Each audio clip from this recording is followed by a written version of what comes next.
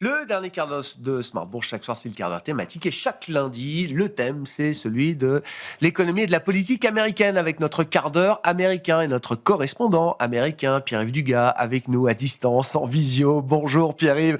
Merci beaucoup d'être avec nous. Bon, ça va être le fil rouge de la semaine, toute une série de données aux États-Unis, statistiques relatives au marché du travail et à l'emploi américain pour essayer d'y voir plus clair, permettre d'éclairer peut-être un peu mieux les banquiers centraux de la Réserve fédérale américaine.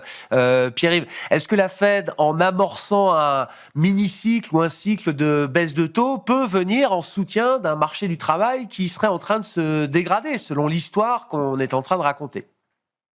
C'est une de ses missions officielles. Elle se doit d'essayer de le faire.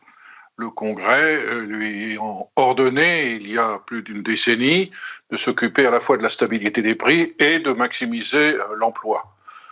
Il y a tout de même, cette fois-ci, dans ce cycle économique un peu brumeux, des forces qui jouent sur l'emploi américain qui vont complètement échapper à la Fed parce qu'elles échappent largement aux oscillations de l'offre de crédit. Il y en a au moins trois. La première, c'est les droits de douane. C'est nouveau, ce phénomène. Et ce qui était une théorie dont nous avions parlé ici il y a un peu plus de 3 semaines est maintenant de plus en plus repris un peu partout et demande encore à être vérifié plus précisément et mesuré. Mais il semble bien que la grande variable d'ajustement des entreprises dans ce contexte d'augmentation des droits de douane, jusqu'à présent, ne soit pas tellement les prix qui sont présentés au consommateur final, mais plutôt l'emploi. En d'autres termes, les entreprises américaines voient leurs coûts augmenter, mais les petites en particulier se rendent compte qu'elles n'ont pas de pricing power, la capacité d'augmenter leurs prix, parce que l'environnement est trop concurrentiel et parce que leurs catégories de consommateurs sont par ailleurs trop soumis à diverses augmentations de prix. Donc, elles sont obligées de jouer sur la productivité, sur leurs marges et essentiellement sur leur capacité à embaucher du personnel. Et bien qu'elles aient la possibilité d'embaucher du monde, elles ne le font pas.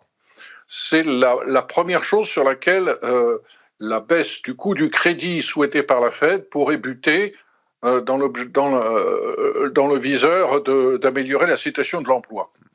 Autre problème nouveau, l'intégration petit à petit, mais ça commence à se voir, de l'intelligence artificielle dans les processus des entreprises. Je suis frappé de voir que des grands patrons, c'est-à-dire des patrons de sociétés qui emploient énormément de monde, à commencer par la première d'entre elles, Walmart, 2,5 millions d'employés. Amazon, avec des effectifs du même ordre. JP Morgan Chase. Ford, qui emploie beaucoup moins de monde, mais qui a une empreinte énorme dans l'économie américaine. Tous disent maintenant la même chose. L'intelligence artificielle est en train de changer tous les emplois de notre entreprise. Le patron de Ford, M. Farley, va même jusqu'à dire que 40% des emplois de col blanc aux États-Unis, in fine, vont disparaître en raison de l'intelligence artificielle. Et c'est certainement un des facteurs qui joue sur le ralentissement de l'embauche des jeunes diplômés, et pas simplement dans le secteur de la programmation informatique, qui, pour les applications de base, de ce que l'on m'explique, est de plus en plus maintenant faite par des machines. Dernier point qui joue sur l'emploi, on en reviendra peut-être tout à l'heure si l'on parle du shutdown, c'est l'élimination nette d'emplois dans le secteur public fédéral. D'ici la fin de l'année, ce sont 300 000 fonctionnaires fédéraux qui ne seront plus dans les effectifs comme au début de l'année. Quelques 150 000, normalement, au cours de la semaine qui commence, vont disparaître parce qu'ils ont souscrit au programme d'incitation au départ qui leur a été présenté par Elon Musk avec son Doge au printemps. 300 000 emplois, ça fait quand même beaucoup, même à l'échelle américaine, c'est un peu plus qu'un joli mois de création nette d'emplois, et contre ça, la Fed ne peut rien.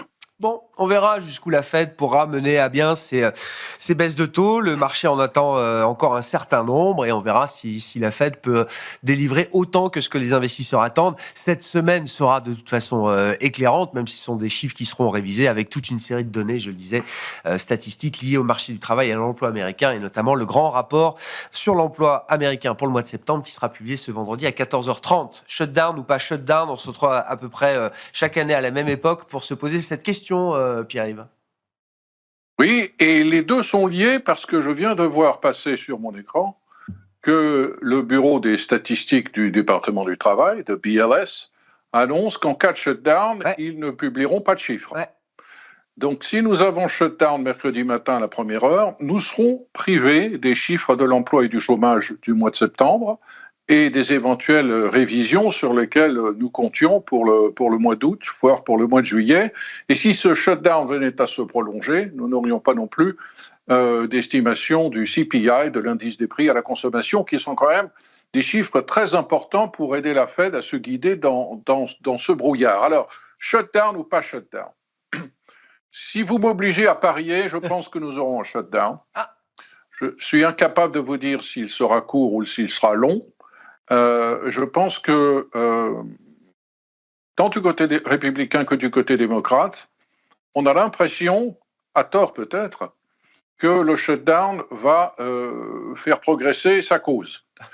Les démocrates ont pris un risque énorme tout de même en exigeant à ce stade-là de l'année des concessions massives qui se chiffrent en centaines de milliards de dollars et pour mettre dans la balance le fonctionnement normal du gouvernement. On n'est pas en train d'argumenter sur des petits détails d'ajustement de dépenses ou de recettes.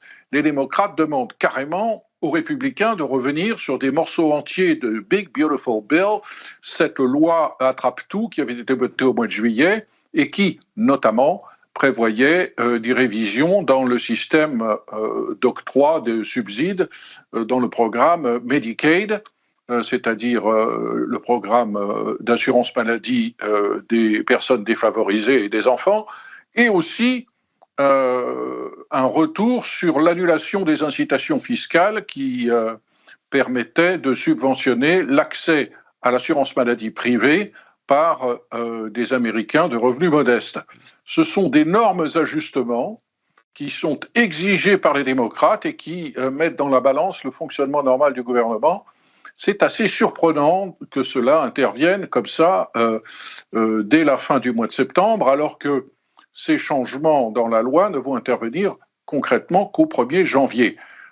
Du coup, en attrapant la balle au bond, Donald Trump a dit, bien écoutez, puisque vous le prenez sur ce ton, non seulement si nous avons shutdown, nous allons faire le tri traditionnel au moment d'un shutdown entre les employés fédéraux dits essentiels et ceux qui ne sont pas essentiels, sachant que si vous êtes dans la triste catégorie des employés essentiels, vous devez aller travailler, mais vous n'êtes pas payé, c'est quand même un comble, vous serez payé rétroactivement, mais tout de même.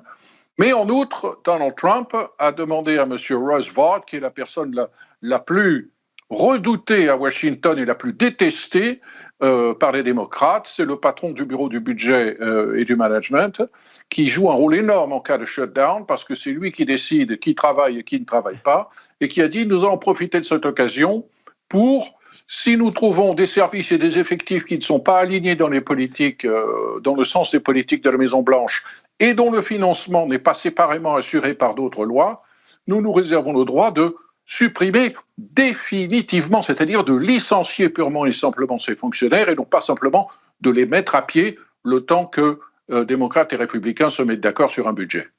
Bon, réponse dans les prochaines heures avec ce traditionnel rendez-vous, effectivement, entre les deux grands partis américains, démocrates et républicains. Donald Trump rencontre aujourd'hui les différents leaders du Congrès, à savoir les leaders de la Chambre des représentants et du Sénat sur ce sujet du shutdown. Merci beaucoup, Pierre-Yves. Pierre-Yves Dugas avec nous chaque lundi dans Smart Bourse pour notre quart d'heure américain, à retrouver bien sûr en replay sur bismart.fr ou encore en podcast sur l'ensemble de vos plateformes préférées.